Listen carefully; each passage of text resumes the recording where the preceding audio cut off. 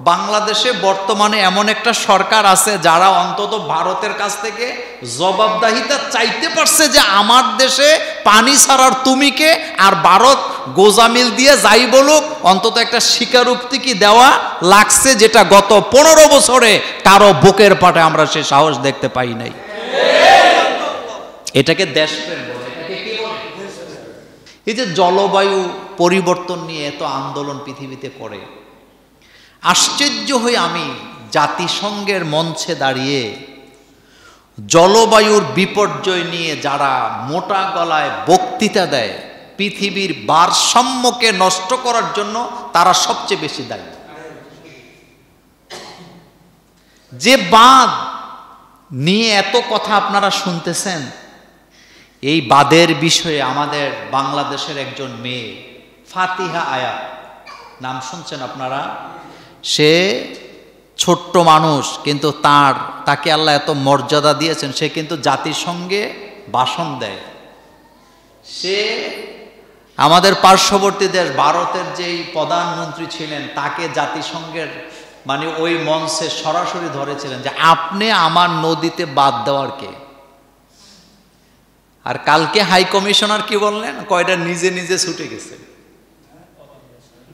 মানে ভারতের high commissioner বলতেছে যে বাঁধ এটা নিজে নিজে খুলে গেছে।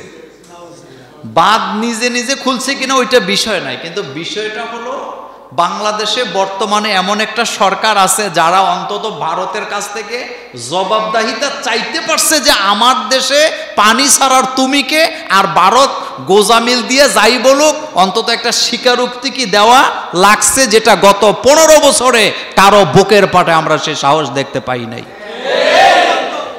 এটাকে দেশপ্রেম বলে। এটাকে কি বলে? আল্লাহ রাব্বুল আলামিন বলছেন যহারাল ফাসাদু ফিল বাররি ওয়াল বাহর বিমা কাসাবাত আইদিন নাস। এই পৃথিবীতে তোমরা যে বিপর্যয় দেখতে পাও, এই পৃথিবীর বুকে যত ফাসাদ আর বিপর্যয় নেমে আসে এগুলো তোমাদের হাতে কামাই করা। আল্লাহ বলেন আমি আযাব দিতে চাই না, কিন্তু তোমরা নিজেরাই নিজেদেরকে আযাবের ভিতরে পতিত করো। এটা তোমাদের কর্মফল। যতক্ষণ পর্যন্ত আমরা ইমানের রাস্তায় অটল হতে না পারবো, বিপদ মুক্তি হওয়ার সম্ভাবনা নাই। যহারাল ফাসাদু ফিল বাররি ওয়াল বাহর বিমা কাসাবাত আইদিন নাস। তোমাদের কৃতকর্মের ফসল, তোমাদের কৃতকর্মের ফসল। আপনারা জানেন এই পৃথিবীতে এইডস রোগ নামে একটা রোগ শুনছেন না? এইডস রোগ আলহামদুলিল্লাহ পৃথিবীতে পরিসংখ্যানে দেখা গেছে সবচেয়ে কম আক্রান্ত হয়েছে মুসলমান। কারণ এইডস হয় তাদের যারা বিবাহ বহির্ভূত নারীদের সাথে, পুরুষের সাথে যারা যৌন সঙ্গমে লিপ্ত হয় তাদেরই কি হয়? এইডস রোগ হয়। আর এটা থেকে ইসলাম আমাদেরকে কঠোরভাবে নিষেধ করেছে। এই পৃথিবীতে মুসলিম জাতির মতো এত পবিত্র কোনো জাতি আপনি পাবেন না। একমাত্র মুসলিম জাতি। দৈনিক 5 বেলা নামাজ আদায় করার জন্য 5 বার ওযু করা লাগে। স্ত্রীর কাছে গেলে বা শরীর নাপাক হলে বাধ্যতামূলক গোসল করা লাগে। এটাকে আল্লাহ ফরজ করে দিয়েছেন। গোসল করবা না যতক্ষণ সব কিছু বন্ধ, ইবাদত করা যাবে না। এটা কার হুকুম? কোনোদিন কি চিন্তা করছি আল্লাহ আমাদেরকে কতটা পরিষ্কার পরিচ্ছন্ন রাখতে চায়? তো যহারাল ফাসাদু ফিল বাররি ওয়াল বাহর বিমা কাসাবাত আইদিন নাস। আরেক জায়গায় বলা হয়েছে বিমা কাসাবাত আইদিয়াকুম। এই যে পৃথিবীতে বিপর্যয় দেখছো এটা তোমাদের কারণে। মানুষের বসবাস করার জন্য উপযোগী করে। আল্লাহ পাক বলছেন আলাম নাজআলিল আরদা মিহাদা ওয়াল জিবালা আওতাদা ওয়া খালাকনাকুম আসওয়াজা। আল্লাহ পাক বলছেন আলাম নাজআলিল আরদা মিহাদা, আমি কি জমিনটাকে তোমাদের জন্য বিছানার মতো বানিয়ে দেইনি যাতে তোমরা এখানে চলাচল করতে পারো? এরপরে আল্লাহ পাক বলছেন অল জিবালা আওতাদা, আমি কি পাহাড় দিয়ে জমিনটাকে পেরেক মেরে দেইনি? তার মানে যারা নৌকা দেখছেন জীবনে তারা পেরেক চিনেন। পেরেক দিয়ে একটা কাঠকে আরেকটা কাঠের সাথে কি করা হয়? জুড়ে দেওয়া হয়। পেরেক মারলে এটা আলগা হয়ে যায় না।